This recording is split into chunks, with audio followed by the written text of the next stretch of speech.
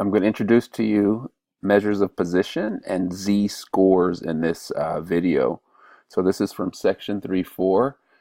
The topic is measures of position. Now what we're going to use statistics to do is compare data against each other, or people, or values.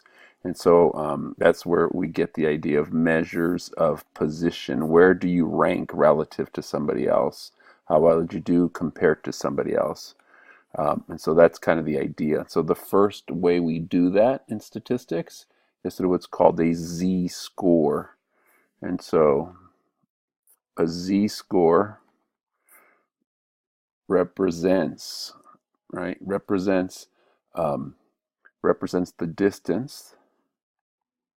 It's a measure, it's a distance, represents the distance that a data value is from the mean in terms of the number of what we're going to call standard deviations. And that's related to what we learned in section 3.2. And it's a simple formula to do that. You have z-score, it's a distance, it's how far a value is away in terms of how many standard deviations. So for example, before we look at here are the formulas here. It's a simple formula here, and we'll talk about what that means right now. In this question here, right? So think about this idea.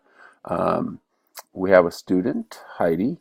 The mean for the first exam that she took is 58. So the class got a 58, and the standard deviation is 8. Heidi scored a 70 on the first exam. On the second exam, the mean for the exam is 76. Standard deviation is 6. So in the first one, compared exam 2, the standard deviation is smaller. So that means the test scores were closer to the mean, right? They're not as spread out. 8 is a bigger value, so the values are more spread out. Heidi scored an 82 on the second exam. So relative to the other students, which test did she do better on? So I'm going to pause that real quick. I want you to think about which test did she do better on. And so how would we do that? Well, think about this here. On one exam, on the first exam, she scored a 58. Okay, so sorry, she didn't score 50. The average was 58, right? There was the average right there. That was the average. And then she scored a 70. She was over here. On exam 2, the average is 76. And then she scored 82. And so in order to determine which one she did better on, we do what's called a z-score. How far away from the mean is she? So when we think about on the first one, she is 12 away, and on the second one, she's 6 away. However, what we're looking at is the standard deviation on the first one was 8, and the standard deviation on the second one was 6. And so what we do is you take that value, how far away they were, divided by the standard deviation, and then that gives you a z-score. So in this case, she has a z-score of equal to 1 on this case, and on this case, it equals 1. Her z-score is 1.5. And so in this case, because her z-score is bigger, she did better on exam 1 relative to the other students. And so that's the key there. And here's the formula for z-score. Right here, you take your value, subtract the mean, whether it's a population or whether it's a sample, and then just divide it by the standard deviation, and then that's what you get. And there's some ideas here. What does a positive z-score for a data value indicate? A positive score means that someone is above average or above the mean. If you have a positive z-score, then you're above the mean. You scored above the mean. If you have a negative z-score, then that means you are below the mean, and that's how we then compare. Values together. It's a form of measure of position. And so let's do one example real quick and get this done.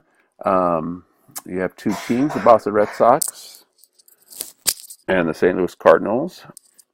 The Red Sox scored 853 runs and played the American League, so they're in different leagues. The mean number of runs scored is 701, and so we're just going to 701.7. So we're just going to apply the formulas there for z-scores.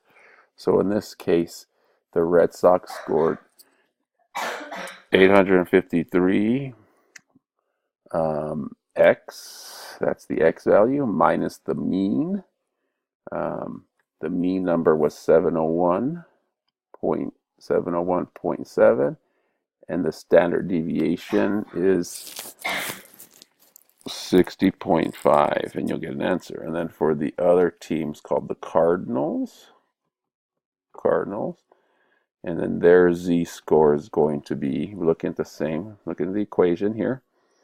It's going to be, the Cardinals scored 783 minus the mean, which is 648.7, and then divide that by 75.7. Now what we need to do is then just get the calculator out. 853 minus 701.7. Let's do that again. 853 minus, let's do that again. 853 minus 701.7, and then divide that by 60.5, and so then you get approximately 2.5 here. And then we want to do that again with the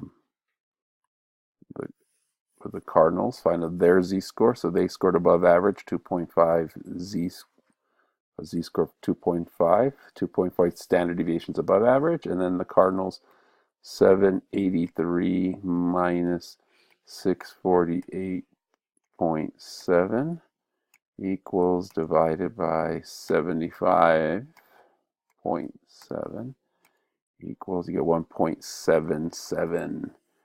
And so from there, we can see the Red Sox, this team did better because they scored 2.5 standard deviations above average, compared to the Cardinals, which scored 1.77 standard deviations above average.